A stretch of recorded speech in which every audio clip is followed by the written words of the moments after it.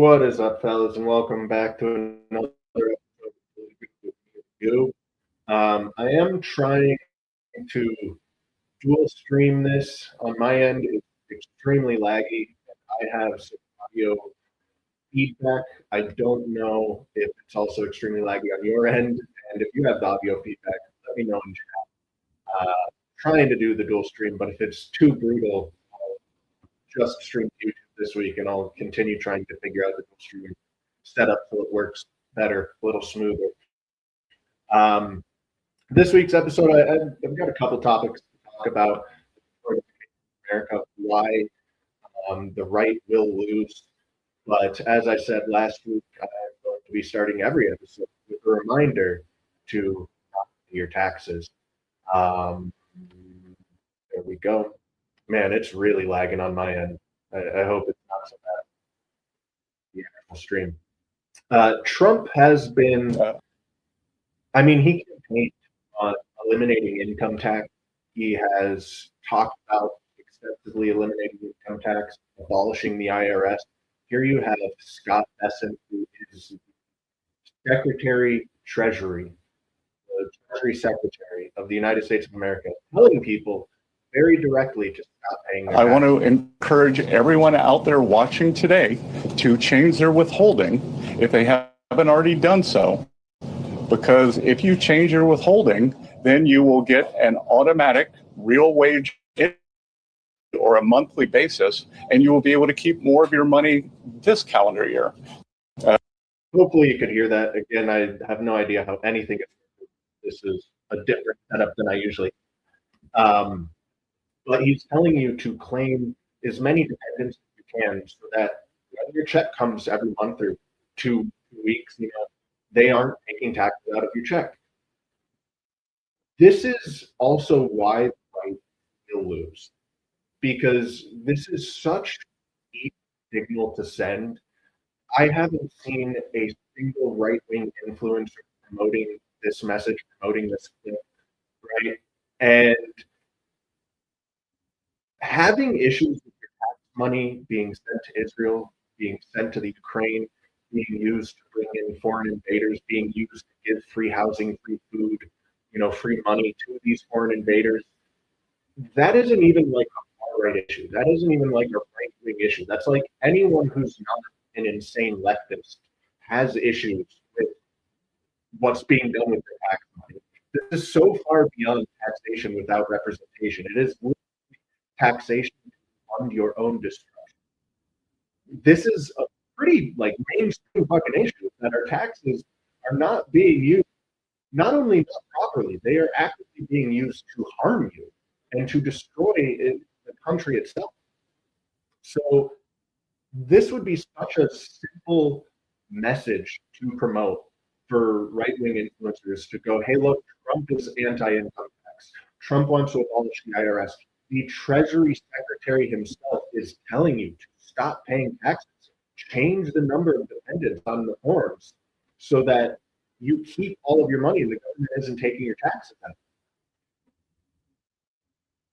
It's literally like the smallest thing that you could do that would be adopted by the masses. Millions of people don't want to pay their taxes. There's millions of people, many millions, who have an issue with the way their tax money is being spent. Not even just people, normie-ass people. But promoting that would actually be effective. Promoting that would actually be a very effective signal. If you had millions of Americans refuse to pay their taxes all at once, all in unison, which would actually be very possible again with Trump's messaging, with the Secretary's messaging, with the disgust at the way our taxes have been getting spent, it would be such an easy message to promote, and it would be a very effective signal that, people actually are fed up. People actually are having enough to actually do something. It's a rather passive thing as well. It doesn't require any violence. It doesn't require going out and running anyone or doing anything big. It's literally changing a couple of numbers on a piece of paper and then just not paying the taxes at the end of the year when they come due. It's very simple, and no one is doing this. Absolutely no one is doing this. On top of that, there is in no way any right-wing influencer that I'm aware of that has any actual significance, right? There's probably other people like me who have, a dozen people watching them who are saying this kind of stuff, but no one of any significance that is promoting anything anywhere near the level of what's actually required to solve this country. Like, they are still acting like it's 20 fucking years ago, and you can vote your way out. You can negotiate your way out of this. Well, if you just debate harder, if you just have better facts and better logic, And the funny thing about this is, I mean, my whole journey was started by Charlie Kirk's assassination.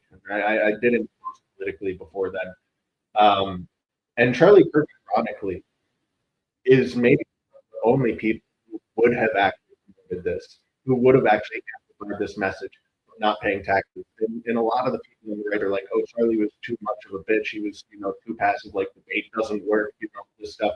And he was very, very against violence, which is the craziest thing about this is a completely non-violent option that actually sends a message, that actually would have a real impact, both not only because the government would be not getting our money, but like more importantly, it sends a message to the population. Oh, look at these millions of people who are fed up with the way things are, and they're actually doing something by not paying their taxes. There's not a single person promoting that message, not a single one. And you even have people like Nick Fuentes, who I'm sure some of the people watching are a fan of his. I've never been a fan of his, but I was always like very indifferent towards him. I really never had any strong feelings towards him either way, until recently, when it's become painfully obvious that he is opposition. Whether it's through his own stupidity, or whether he's being blackmailed, or whether he's afraid of assassination, what have you. I don't know. Take your pick, right? But it's very clear that he's opposition now. He actively tells his audience to hide their power levels. Don't, he tells his audience to support leftism publicly, support these leftist ideals publicly, and then just see in anger and hatred privately, silence on your own. That is so the exact opposite of what needs to happen. On top of that, you have Vivek running in Ohio. Everyone is fully aware. The most brainwashed GOP people are like, Vivek's a fucking problem. Vivek's anti-American, pro-Indian. He's a fucking problem. And you have Casey Bush, who is really, really going out there trying to be a serious option in opposition to Vivek, but still Republican, right? And you have Nick Fuentes like actively shitting on Casey Bush, actively campaigning, not for Casey Bush, but for Democrats. If you look at the thumbnail for this stream, the MAGA hat wearing dude like trying to debate with these feminists who's beating him with a bat, being like, actually, you're not for peace. Don't you see the contradiction? As he's getting beaten over the head with a bat, and then it's like, please stop. That is not how you stop it. You're not going to end this with debate. You're not going to end this by asking them kindly. You stop a bully by fighting back, right? And I've talked very extensively about the snowball effect, about the social contagion aspect of all of this, about how, the radicalness of the left didn't develop overnight. The left has progressively been exercising their hate, their aggression, and their ability to confront people for literally decades now. They have been growing their extremeness for decades. They didn't become this extreme overnight. And the right needs to do the same thing. And unfortunately, the right isn't even starting from like neutral ground. They're not even starting from a 0 point, because the right has been doing the exact opposite. They have been practicing keeping their head down, hiding their opinions, being non-confrontational, trying to appease these people and meet them in the middle and all of this shit. And one of the reasons why you don't see anyone on the right taking action is because no one else is. We are herd animals.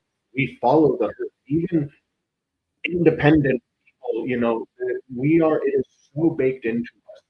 our DNA to be herd animals, follow the group, very social animals. And so when you look around and you see no one on the right standing up and fighting back, it makes it much harder for anyone else because they feel like they'll be alone. They feel like there won't be any support. And that's not a solution. I mean, that's lived experience. Right? That's what everyone sees. And so, in the same way that the right has amped up their aggression, amped up their extremeness gradually over decades, the right needs to do the same thing. But we don't have decades to do so. We have a very, very short window to do so before we are completely south Africanized, right? Um, and so it's just this tax issue. It's such a good representation of how no one on the right, because there's still also enough space in America to live a good life, right? Like there's a lot of white people in America who are still living in a good neighborhood, you know, making a decent income. They're able to buy nice things. It's still possible to live a good life. And because the right is so fiercely independent, you know, individualistic, um, and not like everything that the right needs to do is basically against all of their core traits. You need to be angry. You need to be uh, collective. Right? There needs to be unity within the right, within the white. And all of these things are kind of against our core traits of like, we want to debate ideas, we want to be intellectual, but those things are effective and they're not going to change anything. And you don't change a bully's behavior by debating them or by showing them how much harm they've done or by asking them nicely. You defeat a bully by beating the shit out of them. And again, the mainstream right wing people, not only are they not promoting beating the shit out of your bully, but they're like so insanely far removed from that.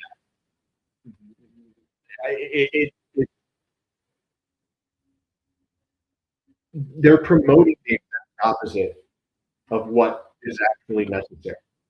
So this is why I say the right to lose. I don't want the right to lose, but we have absolutely no leaders. Now that Charlie Kirk is dead, we have absolutely no one who is actually brave enough and principled enough and has a large enough audience to promote the things that are necessary. And I know Charlie Kirk was super anti-violence, but I do believe he would have actually promoted not paying your taxes. I think, and that's a massive step in the right direction, right? It might not be enough, but it's a damn good starting point. And again, I don't know of a single right-wing influencer promoting that. So that's why the right will lose. Not trying to black pill. I hate black pilling. And even if you are consigned to the right losing and this being a pointless fight, I say fight on anyways. That's what I'm doing. No matter how hopeless I think it might be, I'm not just going to go quietly into that good night. So don't get too black pilled by my messages, but it is important to understand the reality of the situation. I also want to talk about the Detroitification of America, which is related to the topic I was just talking about. There's a lot of places in America that are now no-go zones. They're lost. They're lost cause. They're sunk cost. And a lot of people on the right will tell you, don't flee those places. Don't leave those places. You need to stay and fight. And I say to those people, you're retarded. Because Detroit has been Detroit for a while now, right? Detroit used to be one of the most beautiful cities in America. I believe one of the World's Fairs was out there. You can go, if you're not familiar with that, go check out the World's Fairs in Detroit. It's insane, beautiful, majestic, whatever word you want to use, right? And the city itself used to be one of the most impressive, beautiful cities in America. And now it's Detroit. Would you encourage any white person who's currently living in Detroit to stay there and fight to try and, bring Detroit back to the beautiful city it once was, or would you tell them, get the fuck out of there? You're a white guy living in Detroit. What the fuck are you doing? Right? I think every single person would be like, yeah, get the fuck out of Detroit. So why then tell people to stay in Minneapolis, which has 100,000 plus Somalis that have completely taken over the city? Right? I don't think it's doing any good at all to stay in these places. And I absolutely think you should flee. Now, the problem is, where do you flee to? And I genuinely don't have a good answer to that. You know, 20 years ago, even 10 years ago, an obvious answer would be like Texas. Texas is the free state. Like, Texas is never going to fall. Remember the Alamo, right? And look at Texas now. And look at how quickly it has fallen. One of like the strongest red states, one of the most. They were more America than America itself. Texas was double American, right? And now Texas is a shithole that is being overrun by foreigners. Texas is, they have a Muslim problem, they have an Indian problem, they have a Mexican problem. Texas is no longer the bastion of freedom and a good place to go. So, and the same thing is happening all across America, which of course is by intention, right? But while I don't have a straightforward, simple answer of where people should go if they are living somewhere like Portland or Minneapolis or Detroit, right? But you should get the fuck out of there, and you should try and find somewhere new where you can consolidate, where you can actually find people of a like mind, build coalitions, right? Start planning for the future to make sure that what is happening in all these other places don't happen there.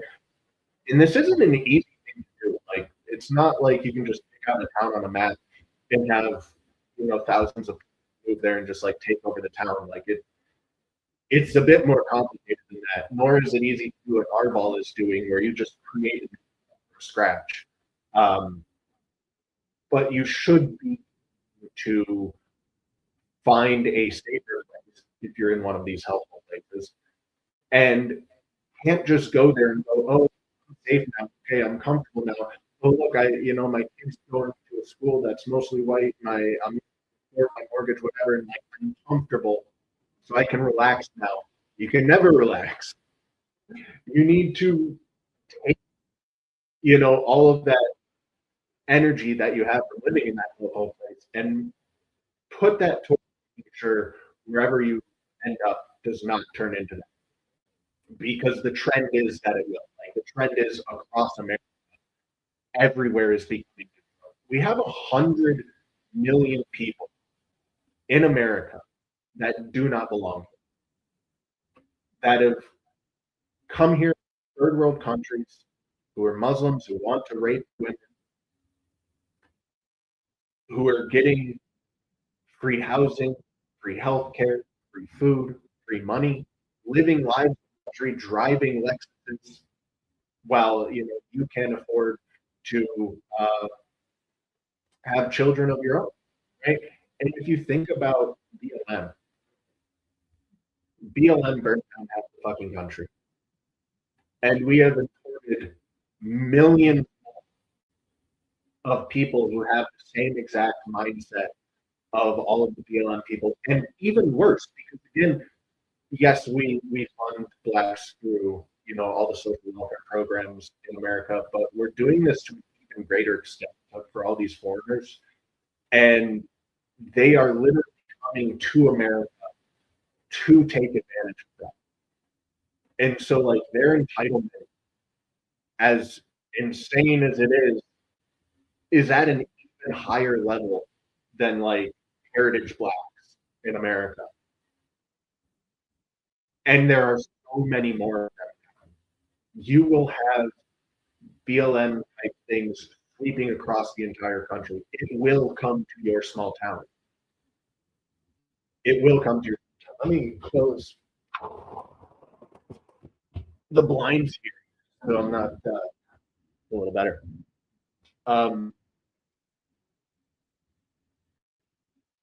you will see more riots like that in the near future, certainly in the next few years. I mean, they happen every election, right? Um, but the scale of these will be so much worse. 100 million people who have their entire lives funded by the actual American population, who demand even more, who are given a green by the Democrats, by media, social media, to go as crazy as they want because they deserve it, right? And it's justice. They don't have jobs to work. They don't have obligations. They're coming from a third world country. It will be so much bigger, so much worse.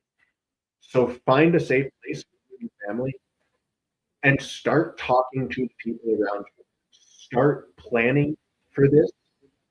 Literally start planning your steps. I haven't talked about working out and stuff. I feel like that's pretty common sense. You should be in good shape. You should know how to throw a punch. I enjoy watching Rough and Rowdy. Is that what it's called? I think it's called Rough and Rowdy. Whatever, the amateur boxing thing that's Barstool Sports. And I'm always amazed at how many grown men have absolutely no idea how to throw. Like, no idea how to. I understand not knowing how to fight and not like really being, an elite level fighter or anything, but like basic punch. It seems like the majority of grown men in America have no idea how to throw a punch. Hopefully, that's no one. I hope all of you know how to throw a punch. So, obviously, take care of yourself. Teach yourself how to fight a little bit. Teach yourself how to handle, high stress, violent situations. It's I've been in enough real world fights and enough uh, play fights, if you will, like boxing matches, that I can tell you there is a massive difference between like a controlled environment, fighting in a gym, and fighting on the street. I can tell you myself personally, while I've been able to handle myself better than my opponents, all of that like calmness that you have in that controlled environment where maybe you are cool and you're, oh look, I'm bobbing and weaving and throwing clean punches and I'm not spazzing out, I'm not being spastic. Like you get spastic really fucking quick when it turns into a real event if you do not have a lot of experience in controlling that. Um, so I don't know if you guys, if you've been in a real fight or if you know how to throw a punch or you take care of yourself physically. I highly recommend it. But you need to get yourself out of the hellholes, which is becoming more and more and more of America. America is becoming Detroit. Find an area that is not Detroit, and then do not there. Do not relax there. Talk to your neighbors. Build alliances. Create plans. Literally talk about, okay, what happens when BLM 2.0 comes about? What are we going to do? How are we going to defend our neighborhood? Encourage them not to pay. Show them the video of the Treasury Secretary telling you not to pay their taxes. Maybe someone who is good at video editing might make a compilation of all of the times Trump has talked about abolishing the IRS and abolishing income tax, and then mash it together with the Scott Besson clip and throw some cool music on it or whatever, and like actually get this message out there. Because far too few people have heard the message from the secretary. No influencers. That message. That is, imagine yourself, but also try and imagine other people in America who do feel hopeless, who do feel like if they were to stand up against the left, that they would be all alone, who do feel like there's just no momentum behind the right because there isn't. Right? I mean, we're not even having the impact, right? Our government certainly got no momentum, but also the population has no momentum. Everyone still cowers from the fucking trannies and Antifa and all this shit. There's not nearly enough people standing up against it. But imagine how you would feel if you learned that 50 million Americans refused to pay taxes this year. Imagine how much more confident, how much less alone you would feel if 50 million Americans didn't pay their taxes this year. Imagine also the response from the government. Why does the government keep moving further and further left? Yes, you can blame the Jews, you can blame Christians, you can blame all these different things, but like a more fundamental, a more simple explanation, a more direct explanation is that the left are the ones out on the street demanding shit. They're the ones out there demanding shit. The right posts passively aggressively online. They don't do shit in the real world, right? So imagine the government getting a wake-up call of 50 million Americans going, hey, we're tired of your shit. We're not going to fund it anymore. Do you think they might start taking the demands of the right wing a little bit more seriously? And again, this issue isn't even a right wing issue. That's like an extremely mainstream issue. You don't even have to be far right. You don't even have to be like on the right. Literally anyone who's not a leftist does not want our money going to Ukraine and Israel and sex reassignment surgeries for criminals in prison and funding foreigners to come here, then funding their lifestyle of luxury here. No one fucking wants that except for the most insane leftists. Even a lot of leftists and Democrats don't want that. This is a very mainstream issue.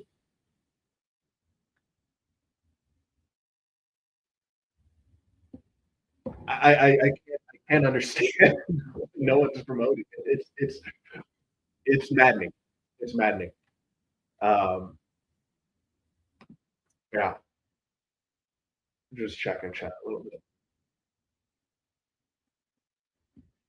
Yeah, Detroit was such a beautiful city. It really was such a beautiful city.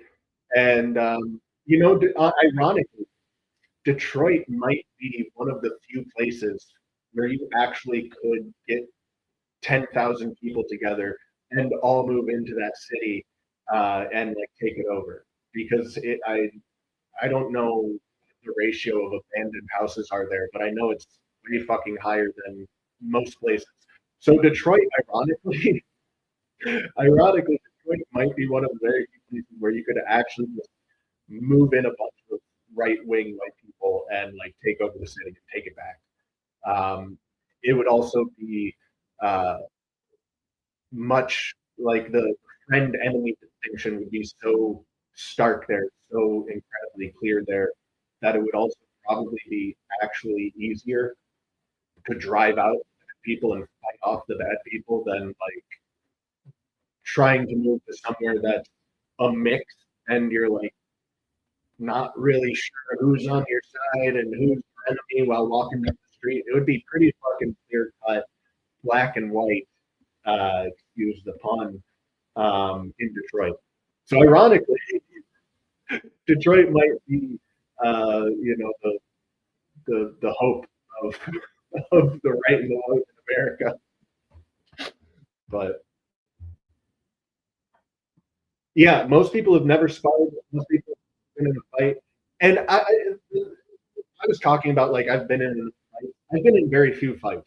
I'm not like I've been in very few. I'm just saying I've been in enough in a controlled environment, and I've been in enough in an uncontrolled environment to know how quickly, like, because like I'm pretty cool and I'm a pretty good fighter in a controlled environment. Uh, that goes out the window so quick in an uncontrolled environment. Even in a scenario where maybe I really have the advantage, like the nerves, the adrenaline, everything, it really is drastically different. And so, if you've never been in a fight at all, if you don't even know how to throw a punch, like that's not a good place for you to be. Start working on that if that's you. Um, yeah, start working on that if that's you. I really hope you know how to throw a punch. I hope you can, you know, are relatively healthy and strong and fit. Um, not to mention aesthetically, right? It's like the left is incredibly ugly. the weakest, faggiest soy boy beta bitches, obese, intentionally ugly, disgusting, hog women. Um, be an example, lead by example, to be, physically fit and attractive. If you have a dichotomy, right now you have my thumbnail. Right now you have men who are physically fit, or so it's not always physically fit, but you have, people who probably could handle themselves in a fight. They cower and refuse to fight back when they are confronted by leftists in the street.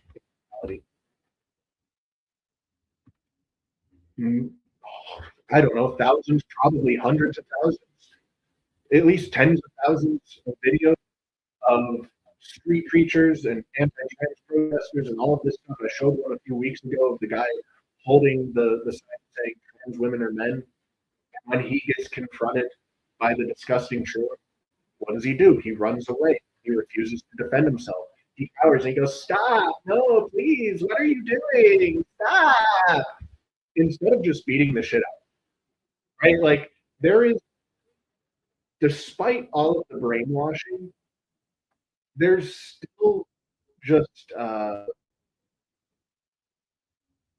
obviousness to the aesthetics of, like, oh, this disgusting, dysgenic shroom freak is attacking someone who is healthy, fit, and attractive, and they got the shit beat out of them. Like, that sends signals to the brain, to the animal part of the brain, of like, oh, fucking go with Chad, go with Chad. But when Chad is cowering and going, no, stop, right?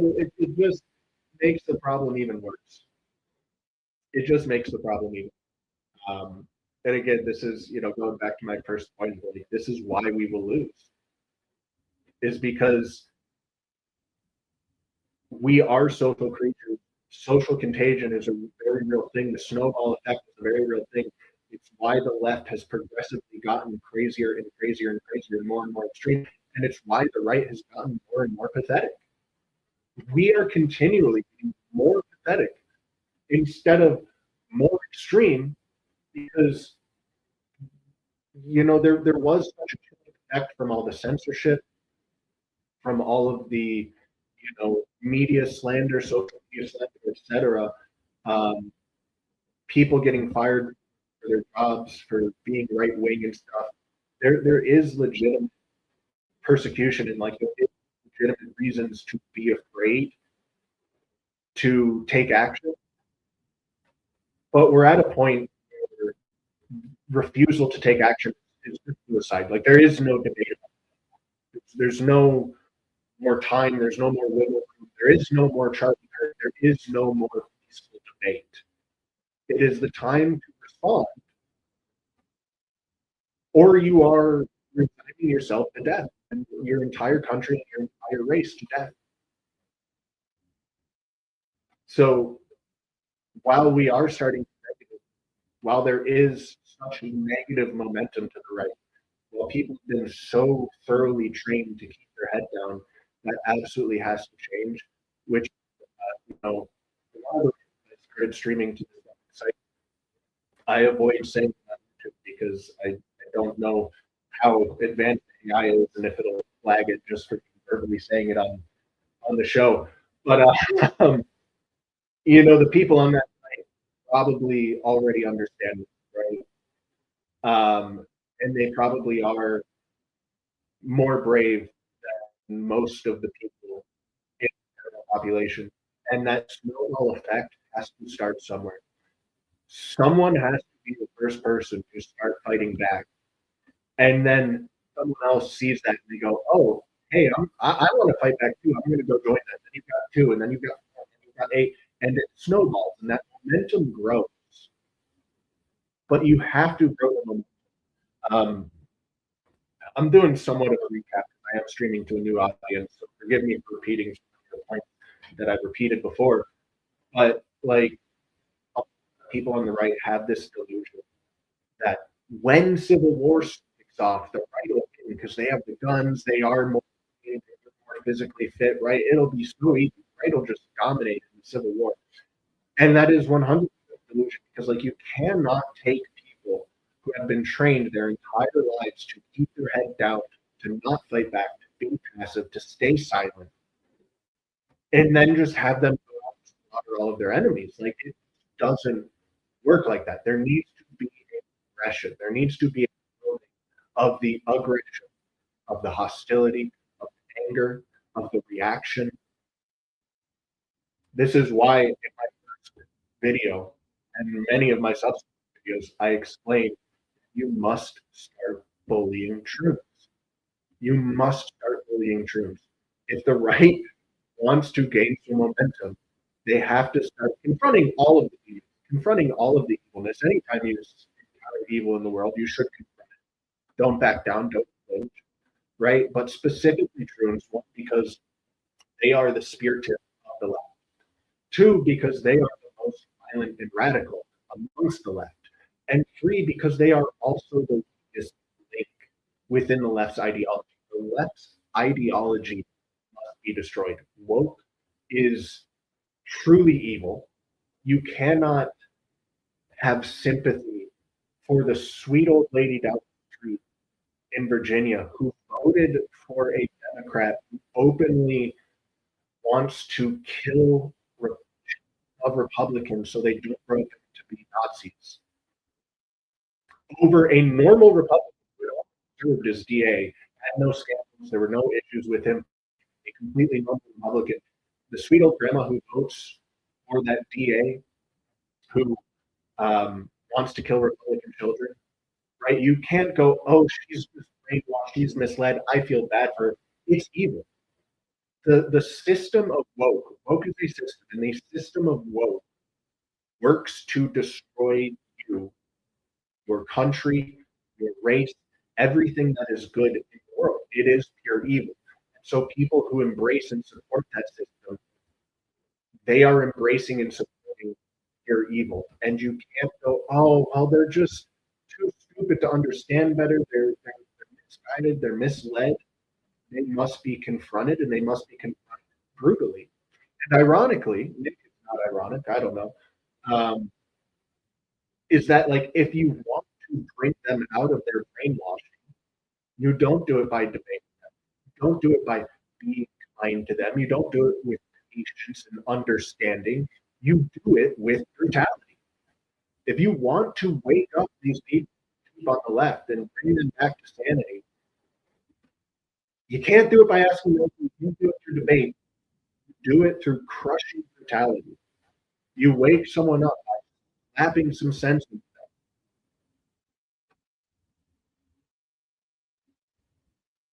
But the right needs to start doing this. The right needs to start confronting evil. They need to start bullying streams. They need to stop paying their taxes. And when you have an opportunity, if anyone watching is in Ohio, I pray to God that you're voting for Casey Bush in the primary. That's Tuesday, 2 days from now. I don't know anything about Casey Bush other than he opposes data centers and he's not the fact. That's all I need to know. There should be massive campaigns from right-wing influencers to actually support this guy and send a message to the GOP, send a message to Vivek that we're not going to tolerate this traitorous fucking shit on the right. There were I forget how many, a lot of fucking Republicans were elected to office who voted for the Dignitas bill, the bill that grants amnesty to illegals. Every single one of those people needs to be removed from office. The problem is, in a lot of these situations, you don't even have an alternative. The only other alternative is a literal Democrat. Republicans are effectively Democrats. But you have examples like Casey Bush, where you have an actual alternative. And I don't want to be a doomer. I would love, I'll fucking, I don't know what I'll do. I'll be so goddamn ecstatic and excited if Casey wins the primary over Vivek, but I'm not terribly confident he will. Really not too confident. I imagine even if he would win, the GOP will try and change. But there isn't even the energy there. There is not a push from right wing influencers to support this guy. In fact, there's a push against him from people like Nick Fuentes. I pray to God you guys aren't fucking following that retard anymore. Maybe he was good before. He is working against your interests. He is convincing the youth of America to hide their power level, to do nothing, to stay silent, and sit back and watch as their country burns. And even beyond that, he's actively, telling people to support the left, to support Democrats. It's fucking insane. You don't win by losing; you win by winning. Acceleration does not work. It just makes you lose harder and faster.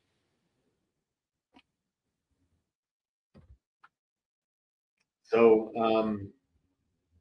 honestly, I was so focused on trying to get the tech setup to work, which isn't working great. It seems to be at least working. Uh, that I wasn't able to put as much planning the presentation as I usually do. So I think this episode is going to be a little bit shorter than usual. I'm going to go ahead and end it here shortly.